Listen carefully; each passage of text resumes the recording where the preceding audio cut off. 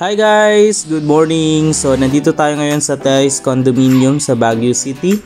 Bali, dito ako nagstay guys. Dahil nagkaroon tayo ng pagkakataon para i-visit ang Baguio City for at least 2 nights and 3 days. Ayan guys. So, ang una nating pag-uusapan, magkano nga ba ang rates ngayon this December 2023 when it comes sa pag-stay natin sa hotel. So guys, maswerte ka na kung may mahahanap ka ditong 500 pesos per night. Pero medyo hindi maganda yung view ng hotel pagka ganun or transient. Usually, ang rates ngayon ay umaabot po ng 1,000 per night. Ayan. So kung gusto mong mag-overnight sa Baguio guys, magre-ready ka ng medyo malaking budget ngayon kasi Christmas season. Ayan. So nandito nga pala tayo guys sa loob na ng SM Baguio. So bali ganito yung nangyayari guys pagka morning opening kasi alas 10 yung opening ng SM. Usually may mga pa-special number kagaya nito. Minsan may mga gurot po na nagpe-perform ng kanilang sayaw. Ayan, at dito naman guys, at this moment, meron drum and lyre and majorette. Ayan, so may mga mascot. So iniikot nila yan mula first floor up to pinakataas po ng Baguio. So SM Baguio. So nagpe-perform sila guys at talagang pa-welcome na rin nila sa mga turista kagaya natin. Ayan. So bali in-explore ko na rin guys tong SM Baguio at ito ang kanilang iconic Christmas tree na may touch ng snowflakes. Ayan, may mga touch ng happy holidays like mga nakagawian natin, mga Christmas lights. Ayan. So, in-enjoy ko talaga guys tong vlog na ito para maipakita ko yung mga bagay na pwede nyong mabili, pwede nyong ma-enjoy at pwede nyong mapag-estayan dito sa SM pagka namamasyal kayo.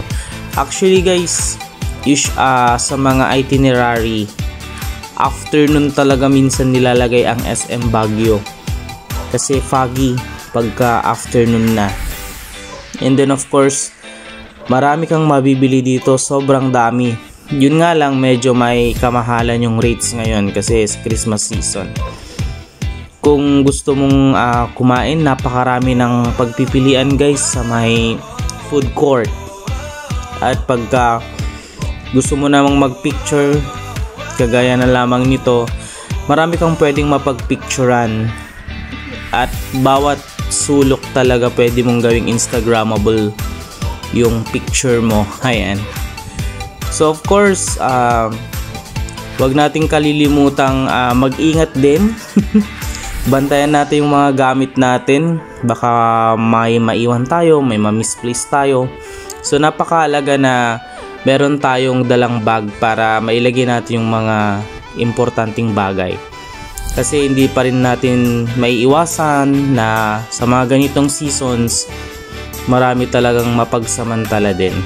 So nga pala, nandito ako ngayon sa view deck at ini-enjoy ko yung view ng University of Cordillera. So shout out po, at ini-enjoy ko na rin yung syempre yung napakagandang view ng mountain. Ayan. And of course dito sa SM guys, sa mga may girlfriend dyan na mahilig sa flowers, ayan, may mga fresh flowers po ditong binibenta. Ngun yun nga lang, may kamahalan. 500 if I'm not mistaken yung pinakamababang price, and then pagka mga 1,000 plus ay medyo maganda-ganda na. So kagaya na lamang nito guys, marami kang pwedeng pagpilian, pwede mong ipaayos. So bahala ka na.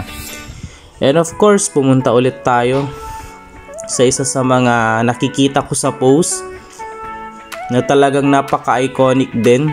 Red na red, may pa-star ng taon at talagang mababasa yung buong SM City Baguio, kung saan talaga parang pila ba minsan dito makapagpa-picture lang.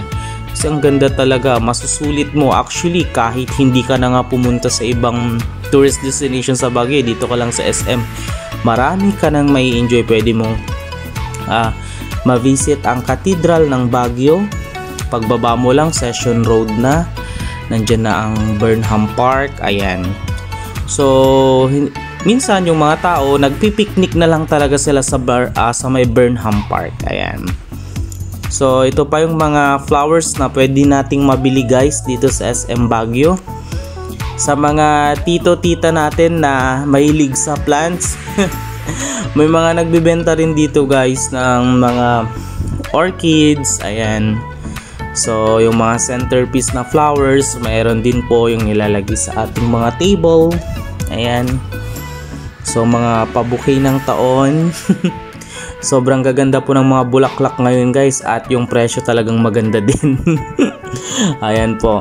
So, may enjoy mo talaga dito sa SM yung mga ganitong mga bulaklak, kasi may mga plants din dito guys, kagaya na lamang itong poinsettia na pwede mong bilhin, itong mga orchids na to, iba't ibang variety.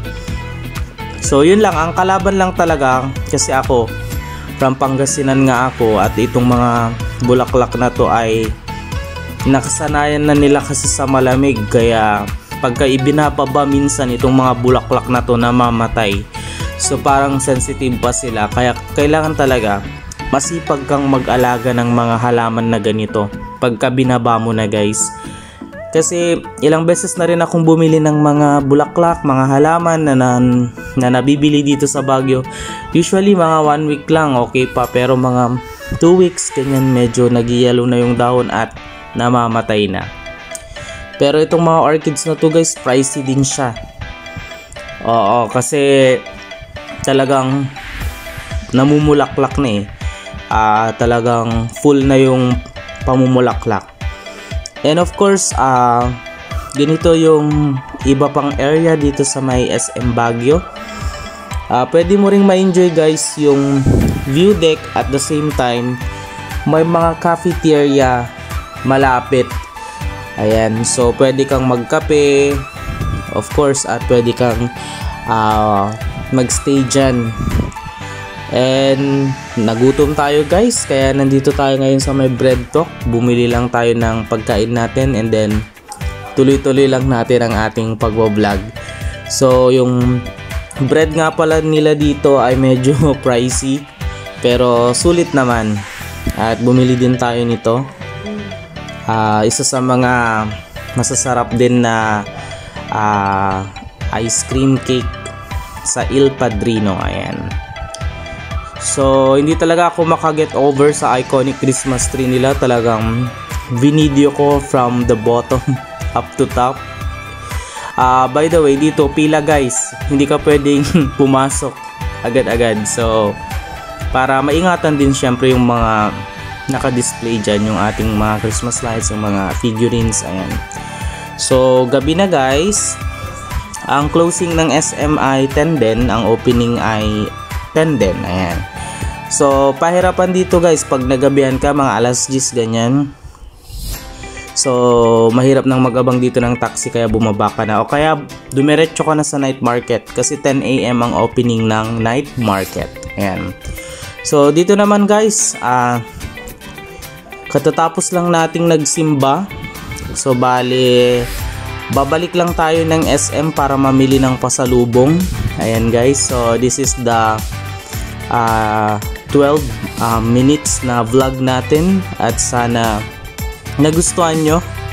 Kahit na napakasimple lang, pero napaka-importante nitong malaman nyo na sa taxi guys, ayan, may metros sila. So mas maganda kung marami kayong sasakay para hati-hati. Sa mga datihan na nasa Baguio, ayan, so talagang taxi, ang jeep madalang dito sa may city, at lalo na kapag rush hour talagang taxi na lang sakyan mo kasi yung jeep ay punuan na yan. So yung mga turista usually ginagrab talaga nila ang taxi kasi okay siya, talagang mapapadali yung pagbiyahe. Okay?